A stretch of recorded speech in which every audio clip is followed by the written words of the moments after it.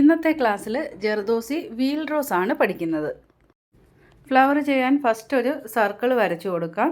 ഇനി ഈ സർക്കിളിൻ്റെ സെൻറ്റർ പോയിൻ്റ് ഒന്ന് മാർക്ക് ചെയ്യാം. ഈ സെൻറ്റർ പോയിൻറ്റിൽ നിന്ന് 5 ലൈൻസ് സൈഡിലേക്ക് ഇതേപോലെ വരച്ചു കൊടുക്കണം.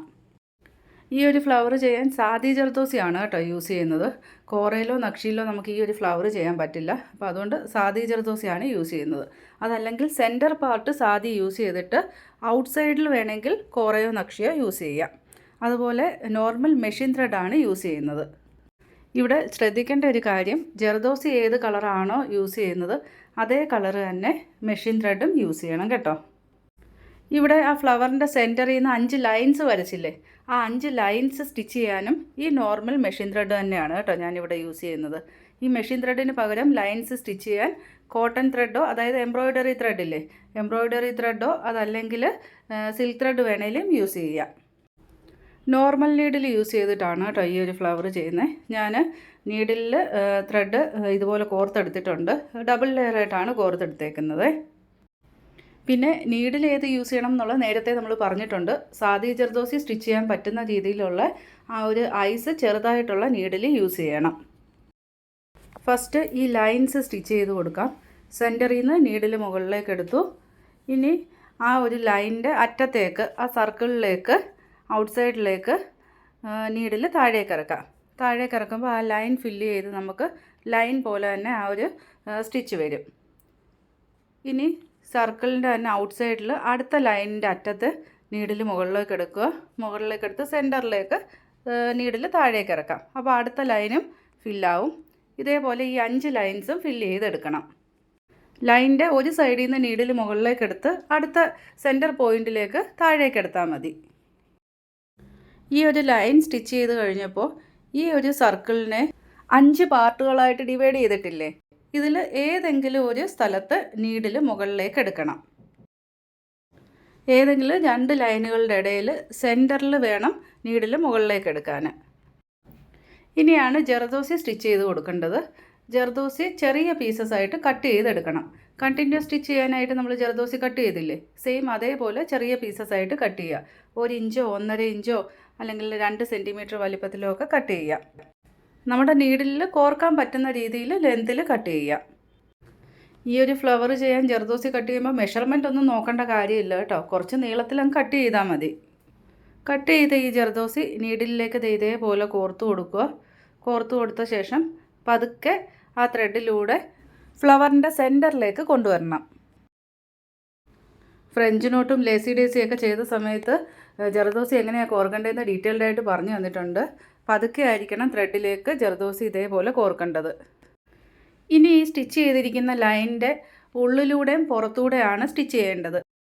ഈ കോർത്ത് കൊടുത്തിരിക്കുന്ന ജർദോസി ഓരോ ലൈനിൻ്റെയും ഉള്ളിലൂടെയും പുറത്തൂടെയും സ്റ്റിച്ച് ചെയ്യണം. ഈ ലൈനിൻ്റെ ഉള്ളിലൂടെ ഞാൻ നീഡിൽ ഇതേപോലെ എടുക്കുകയാണ്. നീഡിൽ ഇതേപോലെ എടുക്കുമ്പോൾ ഇപ്പോൾ നമ്മൾ കോർത്തിരിക്കുന്ന ഈ ഒരു ജർദോസിയും ആ ലൈനിൻ്റെ ഉള്ളിലൂടെയാണ് സ്റ്റിച്ച് വരുന്നത്. ഇനി അടുത്ത ലൈനിൻ്റെ മുകളിലൂടെയാണ് സ്റ്റിച്ച് വരുന്നത്.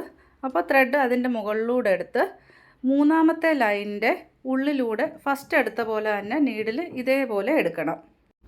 ഇപ്പോൾ നമ്മൾ കോർത്തിരിക്കുന്ന ജർദോസി ഫസ്റ്റ് ലൈനിൻ്റെ ഉള്ളിലൂടെയും സെക്കൻഡ് ലൈനിൻ്റെ മുകളിലൂടെയും തേർഡ് ലൈനിൻ്റെ ഉള്ളിലൂടെയാണ് സ്റ്റിച്ച് വന്നിരിക്കുന്നത്. ഇപ്പോൾ ഈ 3 ലൈൻ സ്റ്റിച്ച് ചെയ്തത് മനസ്സിലായല്ലോ. ഫസ്റ്റിൻ്റെ ഉള്ളിൽ കൂടെ, സെക്കൻഡിൻ്റെ മുകളിലൂടെ, തേർഡിൻ്റെ ഉള്ളിൽ കൂടെ, ഇനി 4ത്തിൻ്റെ മുകളിലൂടെ സ്റ്റിച്ച് വരും. അടുത്ത 5ത്തിൻ്റെ ഉള്ളിലൂടെ സ്റ്റിച്ച് എടുക്കണം. ഒരു റൗണ്ട് ഫുള്ള് സ്റ്റിച്ച് ചെയ്തത് മനസ്സിലായല്ലോ. ഇനി അടുത്ത വീണ്ടും ഫസ്റ്റ് ലൈൻ, 5th ലൈൻ ഉള്ളിലൂടെ സ്റ്റിച്ച് എടുത്തുകൊണ്ട് ഫസ്റ്റ് ലൈനിൻ്റെ മുകളിലൂടെയാണ് സ്റ്റിച്ച് വരുന്നത്. സെക്കൻഡ് ലൈനിൻ്റെ ഉള്ളിലൂടെ, ഇനി അതിന് ശേഷം വീണ്ടും തേർഡ് ലൈനിൻ്റെ മുകളിലൂടെ സ്റ്റിച്ച് വരും. 4th ലൈനിൻ്റെ ഉള്ളിലൂടെ. ഈ ലൈനിൻ്റെ ഉള്ളിലൂടെ ജർദോസി ഈസി ആയിട്ട് എടുക്കാൻ പറ്റില്ല കേട്ടോ. ആ ത്രെഡൊന്ന് മുകളിലോട്ടൊന്ന് പൊക്കി കൊടുക്കണം, എങ്കിലേ ഈസി ആയിട്ട് നമുക്ക് അതിൻ്റെ ഉള്ളിലൂടെ എടുക്കാൻ പറ്റത്തുള്ളൂ. അല്ലെങ്കിൽ ജർദോസി കുരുങ്ങിപ്പോവും, അതിൻ്റെ ഉള്ളിൽ ജർദോസി ഡാമേജ് ആകും. ഇപ്പോൾ ഫസ്റ്റ് നമ്മൾ ആ ത്രെഡിൽ കോർത്ത ജർദോസി തീർന്നിട്ടുണ്ട്. ഇനി എക്സ്ട്രാ ജർദോസി ഇതേപോലെ കോർത്ത് കൊടുക്കാം. ജർദോസി കോർത്ത് ഇതേപോലെ സ്റ്റിച്ച് കണ്ടിന്യൂ ചെയ്താൽ മതി കേട്ടോ. 4th ലൈനിൻ്റെ ഉള്ളിലൂടെ എടുത്തതുകൊണ്ട് 5th ലൈനിൻ്റെ മുകളിൽ കൂടെ വീണ്ടും 1st ലൈനിൻ്റെ ഉള്ളിലൂടെ. ഇതേപോലെ പിടിച്ച് വലിച്ചാൽ ജർദോസി ആ ഒരു ത്രെഡിനുള്ളിലൂടെ വരത്തില്ല. നീഡിൽ കൊണ്ട് ആ ത്രെഡ് ഒന്ന് പൊക്കി കൊടുക്കണം കേട്ടോ. പൊക്കി കൊടുത്തെങ്കിലേ ജർദോസി ഡാമേജ് ഇല്ലാതെ നമുക്ക് ഈസി ആയിട്ട് എടുക്കാൻ പറ്റത്തുള്ളൂ. ഇനി ഫുള്ള് സർക്കിൾ നമുക്ക് ഇതേപോലെ തന്നെ ചുറ്റിയെടുത്താൽ മതി. അതുപോലെ ജർദോസി ഒരുപാട് പിടിച്ച് വലിക്കല്ല്. ജർദോസി കുറച്ച് ലൂസായിട്ടാണ് ആ ഫ്ലവറിൻ്റെ സെൻറ്ററിൽ ഇങ്ങനെ ചുറ്റി ചുറ്റി വരേണ്ടത്. ഒരുപാട് പിടിച്ച് വലിച്ചു കഴിഞ്ഞാൽ ഓരോ ലെയറായിട്ട് ഫോം ആവത്തില്ല. ഓരോ ലെയറായിട്ട് ഇങ്ങനെ എതള് പോലെ വരണമെങ്കിൽ ജർദോസി കുറച്ച് ലൂസായിട്ടായിരിക്കണം നമ്മൾ ഇതിൻ്റെ ഉള്ളിലൂടെ എടുക്കുന്നത്. ഇങ്ങനെ ടൈറ്റായിട്ട് പിടിച്ച് വലിക്കല്ല്. അതായത് സ്റ്റിച്ച് ടൈറ്റ് ആവാൻ പാടില്ല. പിന്നെ ജർദോസി തീരുന്ന അനുസരിച്ച് കോർത്ത് കൊടുത്താൽ മതി. കോർക്കുന്ന ഈ ഓരോ ജർദോസികൾ തമ്മിൽ ഗ്യാപ്പ് ഉണ്ടാവാൻ പാടില്ല കേട്ടോ. അത് സ്റ്റിച്ച് ചെയ്യുന്ന സമയത്ത് പ്രത്യേകം ശ്രദ്ധിച്ചോണം. ഈ ലൈനിൻ്റെ ഇടയിൽ ഓരോ ജർദോസിയും ഇതുപോലെ ചുറ്റിയെടുക്കുമ്പോൾ ജോയിൻറ്റ് വരുന്ന സ്ഥലത്ത് ഗ്യാപ്പ് ഉണ്ടാകാനുള്ള സാധ്യതയുണ്ട്. അത് ആ ചുറ്റിയെടുക്കുന്ന സമയത്ത് തന്നെ ഗ്യാപ്പ് ഉണ്ടോ എന്ന് നോക്കി കുറച്ചുകൂടെ ഉള്ളിലേക്ക് ടൈറ്റാക്കി സ്റ്റിച്ച് ചെയ്യണം. ജർദോസികൾ തമ്മിൽ ഈ ലൈൻ ചുറ്റുന്ന സമയത്ത് ഗ്യാപ്പ് വരാൻ സാധ്യതയുണ്ട് കേട്ടോ. അതുകൊണ്ടാണ് അത് എടുത്ത് പറയുന്നത്. ഗ്യാപ്പ് വന്നു കഴിഞ്ഞാൽ ആ പെറ്റൽ ഇങ്ങനെ കർവ് പോലെ ഇരിക്കത്തില്ല. അവിടെ ഇങ്ങനെ ഒരു വി ഷേപ്പ് പോലെ ആയിരിക്കും ഇരിക്കുന്നത്. അത് സ്റ്റിച്ചിൽ പ്രത്യേകം എടുത്ത് കാണുകയും ചെയ്യും. അപ്പോൾ അതുകൊണ്ട് ജോയിൻ്റ് ഇല്ലാതെ കറക്റ്റായിട്ട് തന്നെ സ്റ്റിച്ച് ചെയ്യാൻ ശ്രദ്ധിച്ചോണം. ഫ്ലവറിൻ്റെ ഈ ഔട്ട് സൈഡ് സ്റ്റിച്ച് ചെയ്യാൻ കുറച്ച് ബുദ്ധിമുട്ടാണ് കേട്ടോ. കാരണം ഫസ്റ്റ് നമ്മൾ സ്റ്റിച്ച് ചെയ്ത ആ 5 ലൈൻസും തീരാറായിട്ടുണ്ട്. അപ്പോൾ അതിൻ്റെ ഉള്ളിലൂടെ ജർദോസി കടത്തിയെടുക്കാൻ കുറച്ച് ബുദ്ധിമുട്ട് വരും. ജർദോസി ഡാമേജ് ആകാത്ത രീതിയിൽ അഡ്ജസ്റ്റ് ചെയ്ത് വേണം കേട്ടോ ഈ ലാസ്റ്റ് ലെയറൊക്കെ സ്റ്റിച്ച് ചെയ്യുന്നത്. അതുപോലെ ലാസ്റ്റിൽ എൻഡ് നോട്ട് കൊടുക്കാനും മറക്കരുത്.